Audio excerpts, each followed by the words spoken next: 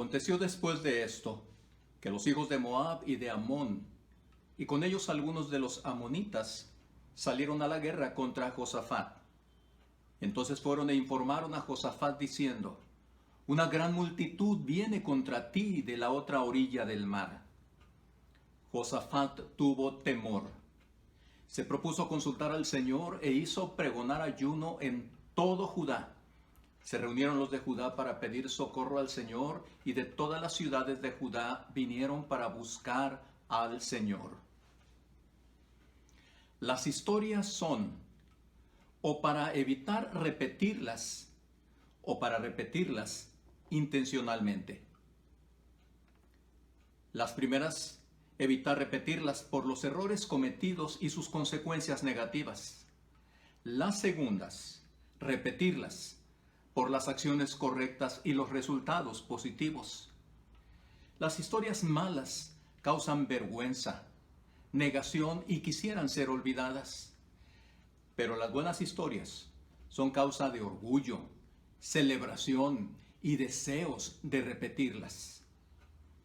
En la Biblia encontramos registro de estos dos tipos de historias. De las malas, para que aprendamos de ellas y evitemos repetir sus grandes errores. De las buenas, para todo lo contrario, imitar todo lo bueno de ellas y disfrutar también de sus resultados tan satisfactorios. De este segundo tipo de historias ocuparemos ahora nuestra atención. Una historia muy antigua, pero digna de ser repetida en nuestros modernos tiempos para experimentar resultados igualmente gratificantes. Se trata de un evento histórico en el reinado de un descendiente del linaje real de los muy conocidos David y Salomón. Estaremos hablando de Josafat, el rey de Judá. De este rey se lee lo siguiente: el Señor estuvo con Josafat, porque éste no se fue tras los Baales, sino que siguió los caminos por los que antes anduvo David su padre. Buscó al Dios de sus antepasados y siguió sus mandamientos. Por eso el Señor confirmó en sus manos el reino, y todo Judá le daba tributo. Así que llegó a tener grandes y abundantes riquezas y esplendor. Se entregó de corazón a los caminos del Señor.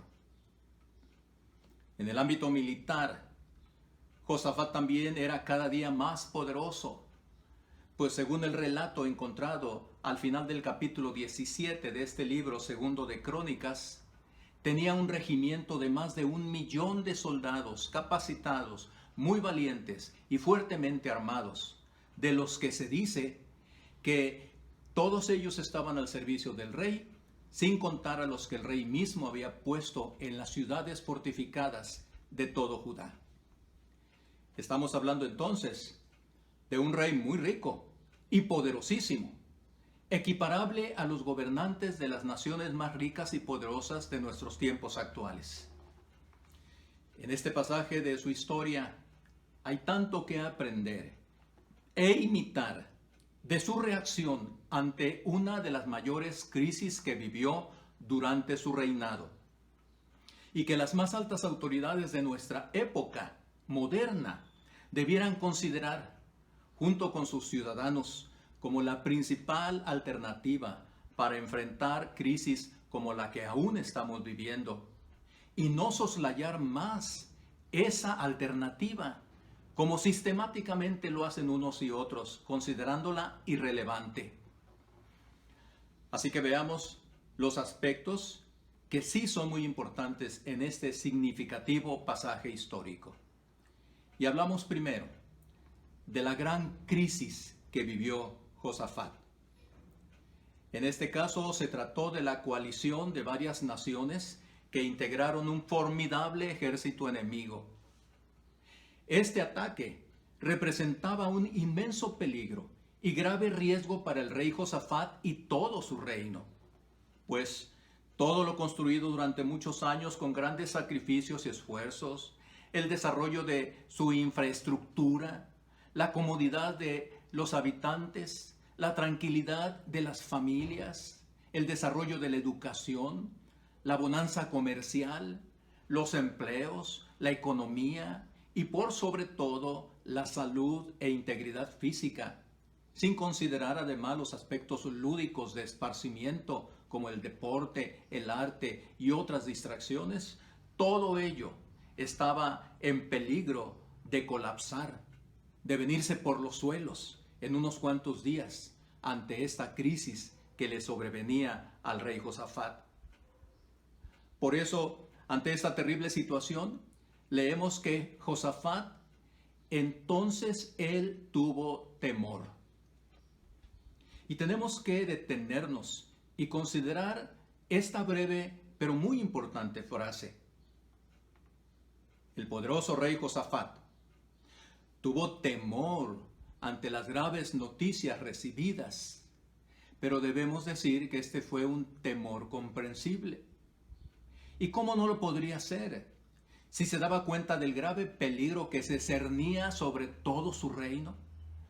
De las consecuencias trágicas que supondría una muy probable y dolorosa derrota, la pérdida de todas las riquezas del reino, y no la muerte de unos cuantos guerreros, sino de miles de ellos, más la muerte de cientos de miles de ciudadanos de todas las edades, bebés, niños, jóvenes, adultos y ancianos.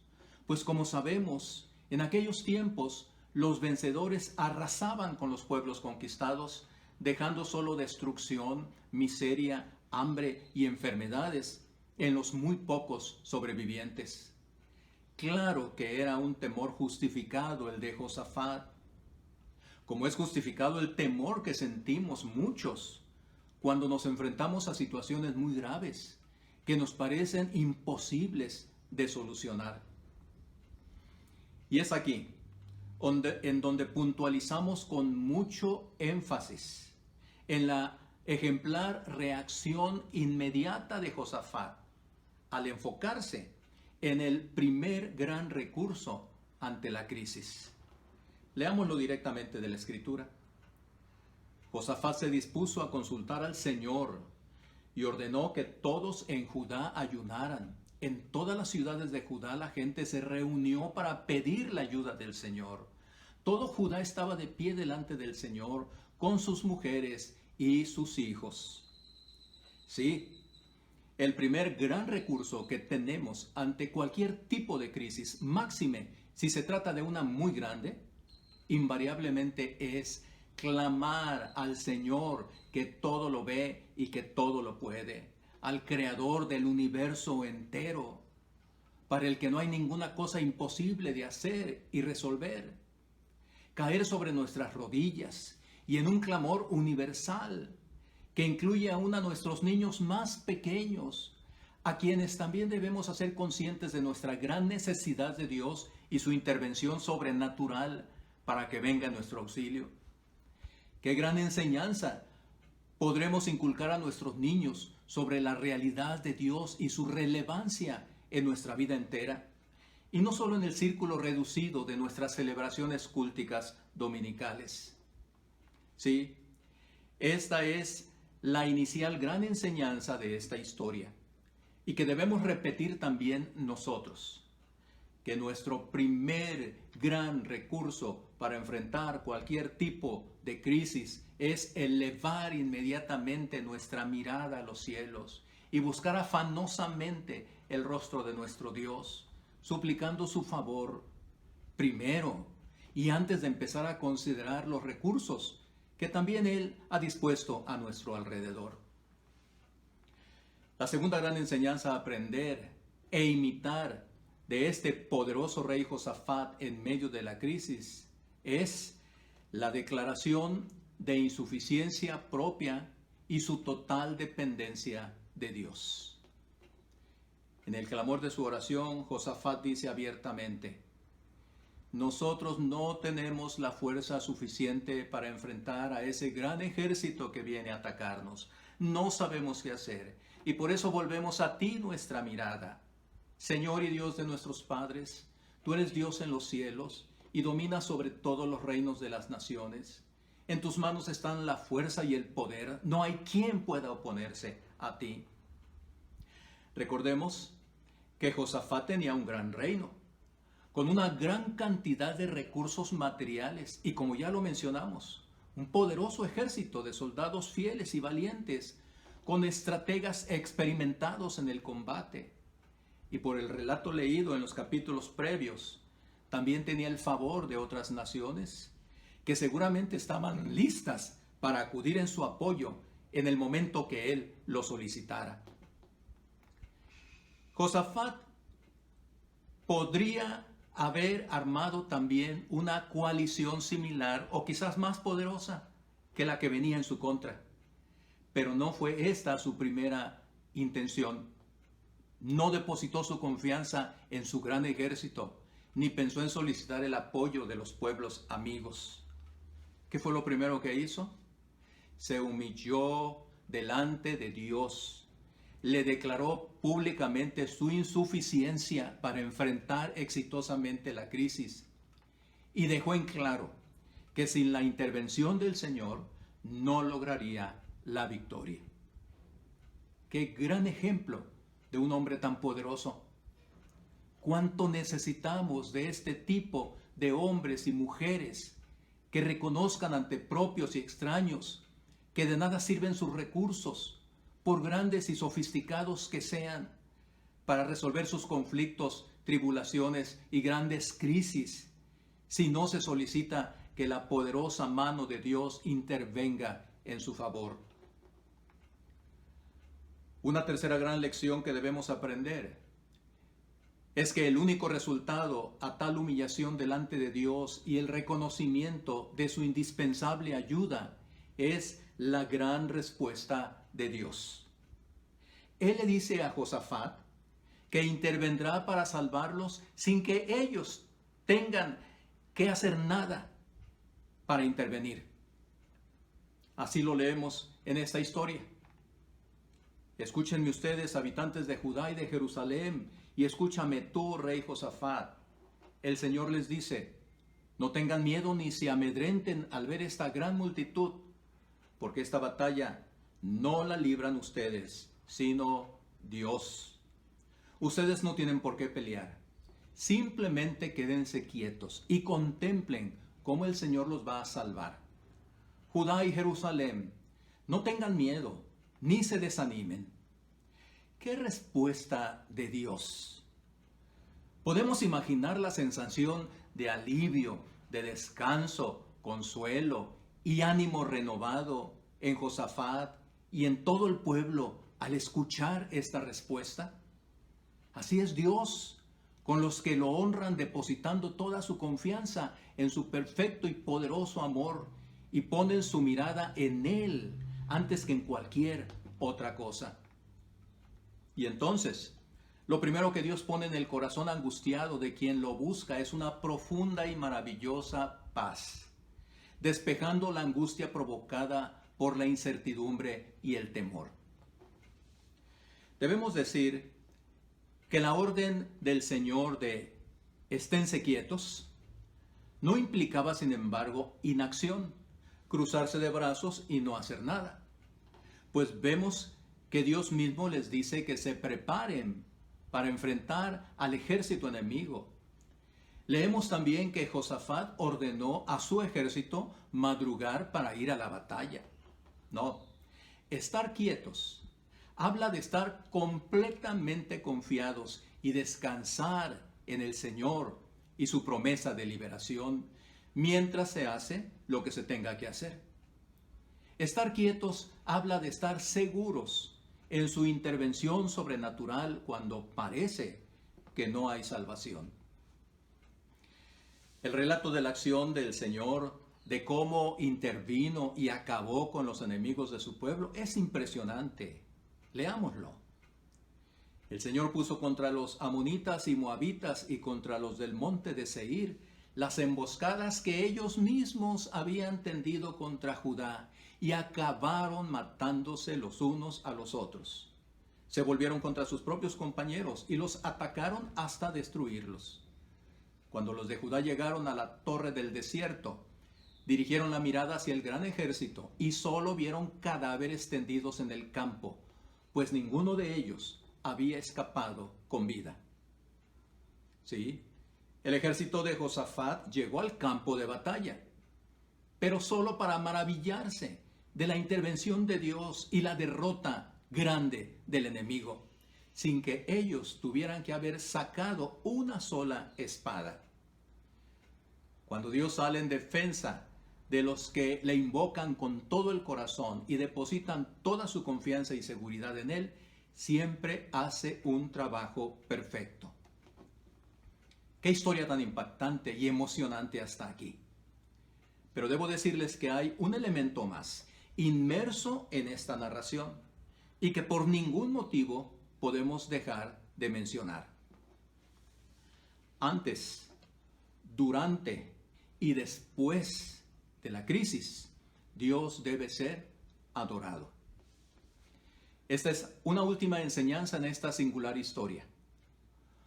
Una vez que ante la crisis hemos acudido primero a Dios en busca de su auxilio, reconociendo nuestra incapacidad para enfrentarla con nuestras solas fuerzas, y experimentamos la paz por la respuesta que nos da, nuestros corazones entonces deben henchirse de una alegría incontenible que se desborde en declaraciones de adoración y alabanza al Señor antes de que la crisis llegue, durante el tiempo que dure esta y con mayor razón al término de la misma.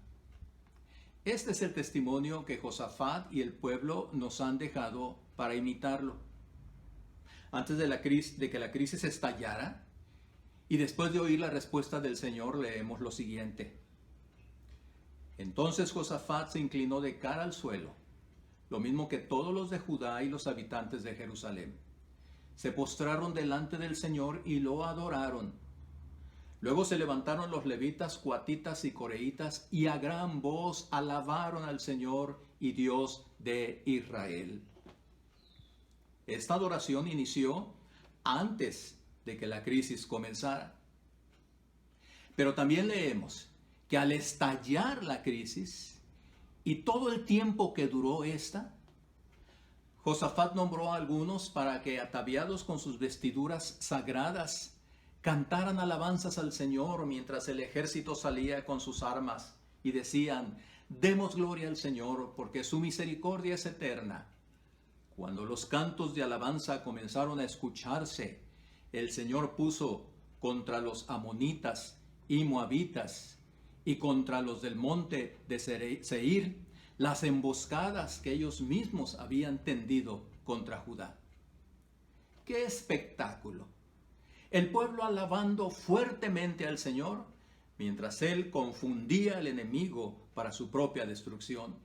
En plena crisis, el pueblo adoraba a su Señor.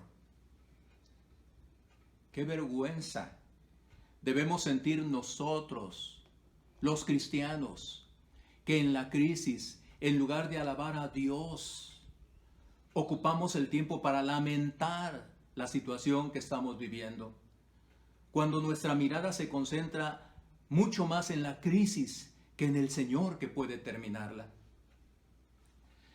Pero veamos también que si Josafat y su pueblo adoraban y alababan a Dios antes y durante la crisis, con mayor razón lo hicieron una vez que ésta hubo terminado. El texto dice que duraron 3 días recogiendo las riquezas dejadas por el enemigo derrotado. Y entonces, al 4.º día se juntaron en el valle de Beraca y allí bendijeron al Señor. Todos los de Judá y de Jerusalén volvieron a Jerusalén llenos de gozo por la alegría de que el Señor los había librado de sus enemigos. Al frente de ellos marchaba Josafat. Se dirigieron al templo del Señor en Jerusalén entre el sonido de salterios, arpas y trompetas. Habrá que decir algo más sobre la actitud ejemplar del pueblo de Judá, de cómo enfrentaron la gran crisis que vivieron. Habrá que decir algo más de cómo nosotros debemos enfrentar cualquier tipo de crisis que nos sobrevenga, y que de acuerdo a la oración que Josafat hizo, pueden ser de muy diferentes tipos. Él lo dijo así: Si alguna vez nos sobreviene algún mal, o se nos castiga con espada, o la peste, o el hambre, nos presentaremos ante este templo y ante ti, y clamaremos a ti por causa de nuestras aflicciones, y tú nos oirás y nos salvarás. ¿De qué tipo es el ataque que ahora estamos sufriendo? Del que sea, por terrible que sea, el camino a seguir es intencionalmente repetir la historia que ha ocupado nuestra atención en esta hora. Ante el temor que sentimos y que no tenemos que ocultar, en primer lugar, dirigir nuestra mirada suplicante de ayuda al Señor que nos ama y todo lo puede. Declararle nuestra insuficiencia y su total poder para salvarnos. Una vez hecha esta confesión, entonces estaremos listos para hacer lo que tengamos que hacer, acompañando nuestras acciones con alabanzas y adoración a la grandeza de nuestro Dios y Salvador. ¿Por cuánto tiempo? Por el que sea necesario. ¿Unos cuantos días? Quizás largas semanas y meses, o incluso años. Nuestra alabanza deberá ser incesante, pues ella hablará de nuestra completa dependencia y confianza en nuestro Dios. El corolario, como final de esta historia, no podía ser más significativo. Leámoslo. Y cuando oyeron que el Señor había combatido contra los enemigos de Israel, el temor de Dios cayó sobre todos los reinos de aquellas tierras. Nuestra tarea, nuestro compromiso, nuestra responsabilidad, nuestra misión, nuestro gran privilegio es hacer conocido el nombre de nuestro Dios y su poder infinito en todas las naciones.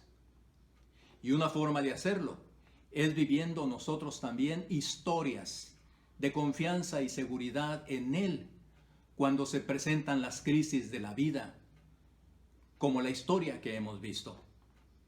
Pues cuando los que no conocen a nuestro Señor y Todopoderoso Dios atestiguan la forma en que Él responde al clamor de los suyos, obrando prodigios cuando es necesario, muchos quedan impactados por las manifestaciones claras de su intervención. Y entonces el Espíritu de Dios empieza a moverse en sus corazones hasta hacerles comprensibles y creíbles las palabras del Evangelio, que encierra el propósito de la venida de Cristo a este mundo, a saber, morir en lugar de los pecadores y salvarlos de la condenación eterna. Y con esta comprensión, rendirlos a los pies de nuestro Señor Jesucristo, y que empiecen a ver una transformación radical en sus vidas, con el objetivo claro de vivir en su nueva relación con Dios y vivir una vida productiva de servicio a Él por medio del servicio al prójimo y a la sociedad entera, usando para ello los dones y habilidades que Él mismo les dio. Repetir historias así también es compartir el Evangelio de una forma tangiblemente probada. Todas las personas deben saber que la única forma de ser escuchadas por el Dios Todopoderoso y tener su respuesta inmediata es a través de su Hijo Jesucristo, porque como Pablo señala, hay un solo Dios y un solo mediador entre Dios y los hombres, que es Jesucristo hombre.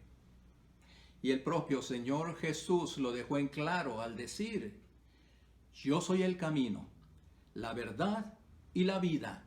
Nadie viene al Padre sino por mí. ¿Quieres que Dios oiga tu súplica en medio de las tribulaciones? ¿Y quieres escuchar su amorosa respuesta de ayuda total? Primero debes conocer a Cristo. Y Él no está lejos de ti.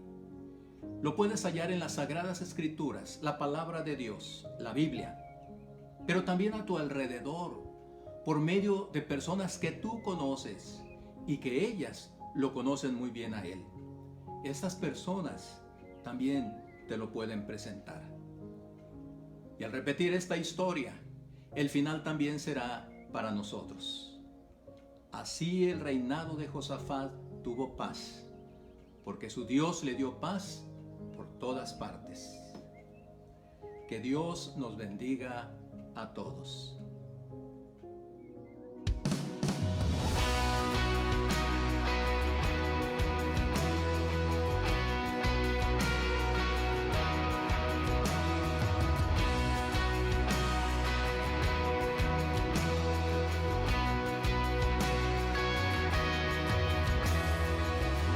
Castillo fuerte es nuestro Dios, defensa y buen escudo. Con su poder nos librará en este trance agudo. Con furia y con afán, Satán acosará. Por armas deja ver su astucia y gran poder. Cual él no hay en la tierra.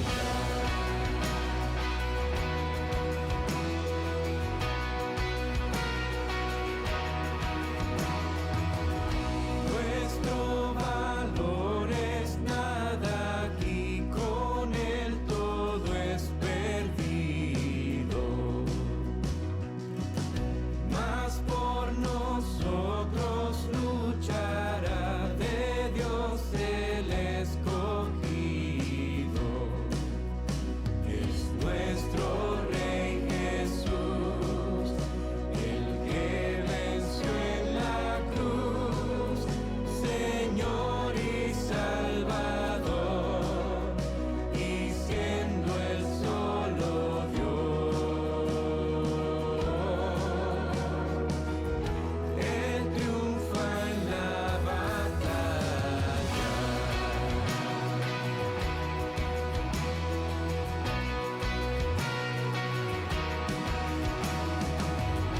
Aunque estén demonios mil prontos a devorarnos, no temeremos, porque Dios sabrá cómo ampararnos. Si muestra su vigor, Satán y su furor, dañarnos no podrá, pues condenado está. Por la palabra santa.